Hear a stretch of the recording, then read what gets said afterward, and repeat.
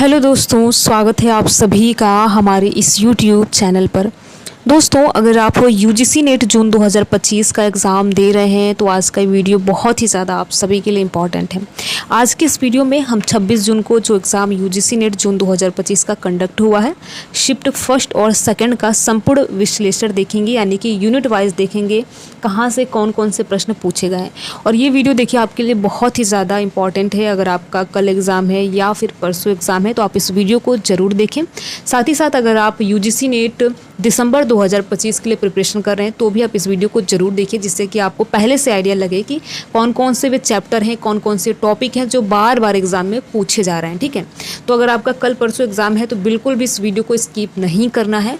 और देखिए, वीडियो को आपको पूरा देखना है और देखने के साथ साथ अपने यार दोस्त मित्र को भी शेयर करना है। तो देखिए, जो 26 जून को एग्ज़ाम कंडक्ट हुआ था, शिफ्ट फर्स्ट और सेकंड दोनों को मिलाकर हम यहाँ पर देखेंगे। तो पहला हमारा यूनिट है टीचिंग एप्टीट्यूड, जो कि आप सभी को पता है। तो अगर आपने 25 जून का नहीं देखा है, 25 जून का जो एग्ज़ाम कंडक्ट हुआ था उसको भी लेकर मैंने वीडियो बनाया था, तो आप एक बार नहीं देखें तो उस वीडियो को ज़रूर देखें, जिससे कि आपको पता चल सके कि 25 जून के एग्ज़ाम में कौन कौन से टॉपिक पूछे गए थे, और फिर उसके बाद आप इस वीडियो को देखिएगा। तो देखिए, अगर आप 25 जून का जो संपूर्ण विश्लेषण मैंने बताया है, अगर आपने वो देखा होगा तो यहाँ पर आप देख सकते हैं, आप समझ पाएंगे कितने प्रश्न बार बार रिपीट हो रहे हैं। ठीक है, तो देखिए, पहला जो आपका हमारा यूनिट है, पहला है हमारा यूनिट टीचिंग एप्टीट्यूड, और यहाँ से ब्लूम टैक्सोनॉमी से प्रश्न बने हैं। तो जो 25 जून का एग्ज़ाम था, ब्लूम टैक्सोनॉमी से प्रश्न बने थे, और यहाँ पर आप देख सकते हैं ब्लूम टैक्सोनॉमी के स्तरों पर प्रश्न पूछा गया है, जो कि बहुत ज़्यादा इंपॉर्टेंट है। तो इसीलिए मान लीजिए, अगर आपका आज एग्ज़ाम है और कल वाला अगर आपने देखा होगा ब्लूम टैक्सोनॉमी, तो आप उसको पढ़ेंगे तो निश्चित तौर पर स्तर को भी आप जरूर पढ़ेंगे। तो ऐसे देखिए, इसीलिए देखिए, जो भी एग्ज़ाम कंडक्ट होता है उसका जो PYQs है या फिर जो विश्लेषण है, हमें ज़रूर देखना चाहिए, जैसे कि अगर हमारा कल परसों में एग्ज़ाम है तो हमें उसका लाभ हो सके। ठीक है, तो यहाँ पर देख सकते हैं ब्लूम की टैक्सोनॉमी के स्तर से प्रश्न पूछा गया था। ठीक है, और यहाँ पर सीखने के सिद्धांत से प्रश्न पूछा गया है। मूल्य शिक्षा, वैल्यू एजुकेशन, शिक्षक की भूमिका और शिक्षक के क्या क्या गुण होने चाहिए, यहाँ से प्रश्न बना है। समावेशी शिक्षा से संबंधित प्रश्न, और NAP 2020 को तो बिल्कुल आपको रट लेना है। तो यहाँ से प्रश्न 25 जून वाले एग्ज़ाम में बना था। शिफ्ट फर्स्ट और शिफ्ट दोनों को मिलाकर यहाँ पर आपके सामने ये वीडियो प्रस्तुत किया जा रहा है। ठीक है, तो यहाँ पर क्या करना है आपको, जो भी टॉपिक है आप उनको एक बार देखकर ज़रूर जाएं, अगर आपका कल परसों एग्ज़ाम है तो। ठीक है, तो 25 जून वाले एग्ज़ाम में मैंने ब्लूम की टैक्सोनॉमी को बहुत ही विस्तार से बताया है। अगर आपने वो वीडियो देखा होगा तो फिर यहाँ पर बताने की ज़रूरत नहीं है। ठीक है, इसी के साथ साथ आप देख सकते हैं टीचिंग एप्टीट्यूड से यहाँ पर प्रश्न पूछा गया है, शोध के प्रकार। ठीक है, तो अगर आपने 25 जून वाला एग्ज़ाम दिया होगा, किसी शिफ्ट का दिया होगा, तो उसमें नहीं पूछा गया था। तो देखिए, यहाँ पर पूछा है शोध के प्रकार, शोध के कौन कौन से प्रकार हैं। जब आप शोध करते हैं तो उसमें कौन कौन से प्रकार होते हैं। तो अगर हम बात करें, देखिए पहले हम देख लेते हैं क्या क्या पूछा गया है। तो शोध के प्रकार पूछा गया, जिसमें मौलिक और अनुपयुक्त है पूछा गया है, और शोध प्रक्रिया के चरण, यानी कि जब आप शोध करते हैं तो आपको किन किन चरणों से होकर गुजरना पड़ता है, इनसे प्रश्न बने हैं। डेटा संग्रहण की विधियों से प्रश्न बने हैं। परिकल्पना यानी हाइपोथेसिस और उसका परीक्षण से प्रश्न पूछा गया है। 25 जून वाले एग्जाम में भी हाइपोथेसिस से प्रश्न बना है। सैम्पलिंग के प्रकार, प्लेजरिज्म से जुड़े प्रश्न पूछा गया है। ठीक है, अब हम थोड़ी सी बात कर लेते हैं। वैसे तो आप सभी ने पढ़ा ही होगा शोध के प्रकार, तो बात कर लेते हैं कौन कौन से शोध होते हैं। तो आपका जो पहला शोध होता है, ठीक है, पहला शोध जो होता है ये होता है मूलभूत शोध। ठीक है, पहला क्या होता है, मूलभूत शोध। दूसरा आपका होता है व्यवहारिक शोध। ठीक है, तीसरा आपका होता है वर्णनात्मक शोध। चौथा होता है विश्लेषणात्मक शोध। पांचवा होता है आपका मिश्रित शोध। ठीक है, तो ये कुछ शोध के प्रकार हैं, रिसर्च के प्रकार हैं, जो कि आप सभी को देख लेना है। अब हम बात करते हैं, देखिए, शोध के चरण, जो कि बहुत ज़्यादा इंपॉर्टेंट है, और इसको क्या करना है आपको बिल्कुल रट लेना है। जो ऐसे ऑर्डर में भी कभी कभी लगाने को आ जाता है कि इसके बाद कौन सा चरण होगा, इसके बाद कौन सा चरण होगा। देखिए, जब भी हम शोध करते हैं, आप खुद सोच कर देखिए कि अगर आप PhD कर रहे हैं तो आपको किसी टॉपिक पे अगर आपको शोध करने के लिए दिया जाए तो आप किन किन चरणों का ध्यान रखेंगे। तो पहला होता है, पहले हम क्या करते हैं, समस्या का चयन करते हैं। पहला हमारा हो गया समस्या का चयन। ठीक है, पहला क्या हो गया, समस्या का चयन। दूसरा है परिकल्पना, यानी कि हम अनुमान लगाते हैं। तीसरा होता है डेटा तथ्य एकत्रित करना, यानी कि उसके बारे में डेटा और तथ्य को एकत्रित करना, जिसमें आप स्वयं जाकर भी कर सकते हैं, जो कि प्राथमिक स्रोत के अंतर्गत आता है। और दूसरा होता है दूसरे से, जैसे कि पत्रिका से, रेडियो से भी आप कर सकते हैं, जो कि सेकेंडरी डेटा कलेक्शन के अंतर्गत आता है। तो पहला क्या है, समस्या का चयन करेंगे, दूसरा है परिकल्पना करेंगे यानी अनुमान लगाएंगे, तीसरा है डेटा एकत्रित करेंगे, चौथा है विश्लेषण करेंगे यानी कि भागों में बांटेंगे, वर्गीकृत करेंगे, और इसके बाद पांचवा है हमारा निष्कर्ष, और छठवां होता है सामान्यीकरण या सिद्धांत प्रस्तुत कर देते हैं। तो ये होता है हमारा शोध चरण की विधियाँ, यहाँ से प्रश्न पूछा जाता है। अब डेटा संग्रहण की विधियाँ अभी मैंने आप सभी को बताया कि 2 टाइप्स के होते हैं, प्राथमिक और द्वितीय। प्राथमिक में होता है स्वयं जाकर, अगर किसी भी जगह पर आपको किसी भी टॉपिक पर शोध करना है तो आप खुद ही जाते हैं और वहाँ पर देखते हैं, उसके बाद आप डेटा एकत्रित करते हैं। दूसरा होता है कि आप किसी पत्रिका का सहारा ले रहे हैं या फिर किसी न्यूज़पेपर की कटिंग वगैरह का अगर आप सहारा लेते हैं तो सेकेंडरी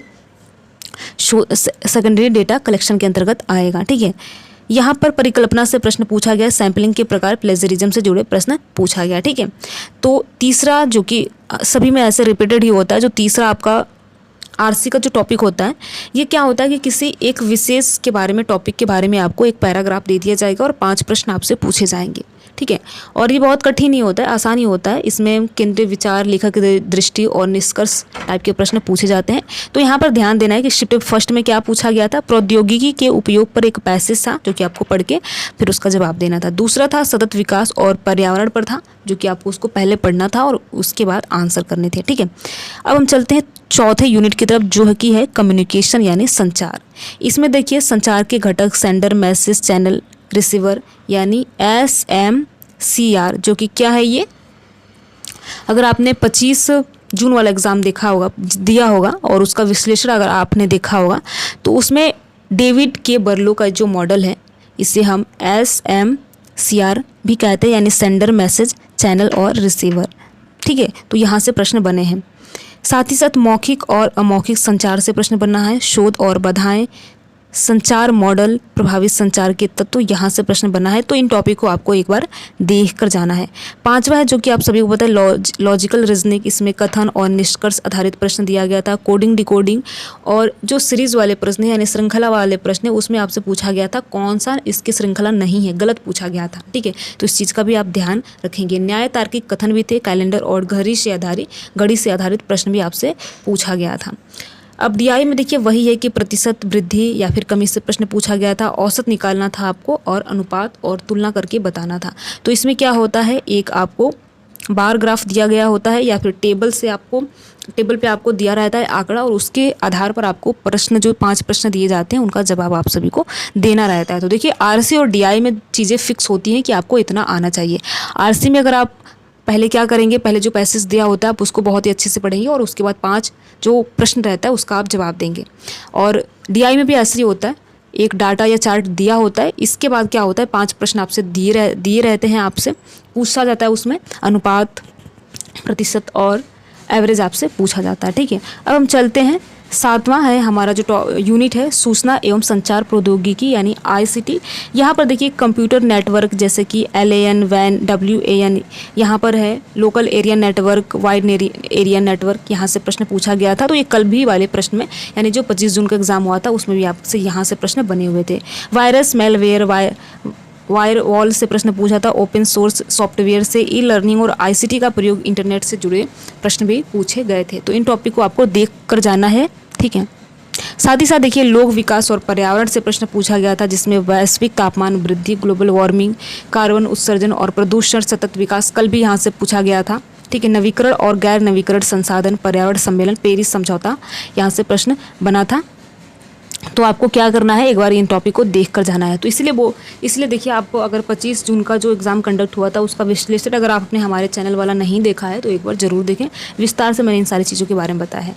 यहाँ पर देखिए अगर हायर एजुकेशन की बात करें तो UGC, AICTE, NAAC से प्रश्न बना है। RUS और HEFA योजनाएं से आपसे मिलान करने के लिए पूछा गया था। राष्ट्रीय शिक्षा नीति NEP 2020 के प्रावधान से प्रश्न पूछा गया है। और जो भारत के विश्वविद्यालय हैं इनकी आप स्थापना को देख लीजिएगा कि किसकी स्थापना कब हुई है।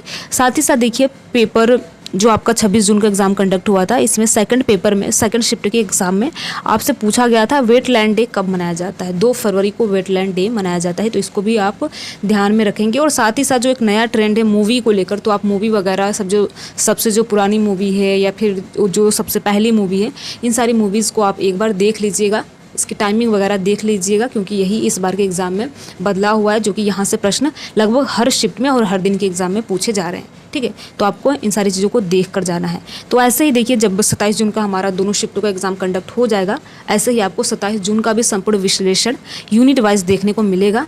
तो आप वीडियो को देखिए, अंत तक देखा कीजिएगा। और देखने के साथ साथ अगर आपका कल परसों एग्ज़ाम है तो वीडियो को आप ज़रूर देखिएगा, और जो भी यहाँ पर टॉपिक दिए गए हैं उनको आप एक बार फिर से रिवीजन कर लीजिएगा, जिससे कि आपका कल परसों में एग्ज़ाम हो तो आप कंफर्टेबल फील करें एग्ज़ाम हॉल में। ठीक है, क्योंकि यहीं से जो बार बार प्रश्न ये रिपीट हो रहे हैं।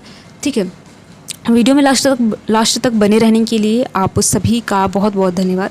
अगर आपको ये वीडियो अच्छा लगा हो तो वीडियो को आप लाइक कर सकते हैं, और लाइक करने के साथ साथ अपने यार दोस्त मित्र को भी शेयर कर सकते हैं। अगर आपको इस वीडियो का PDF चाहिए तो हमें कमेंट बॉक्स के माध्यम से भी बता सकते हैं। Thank you.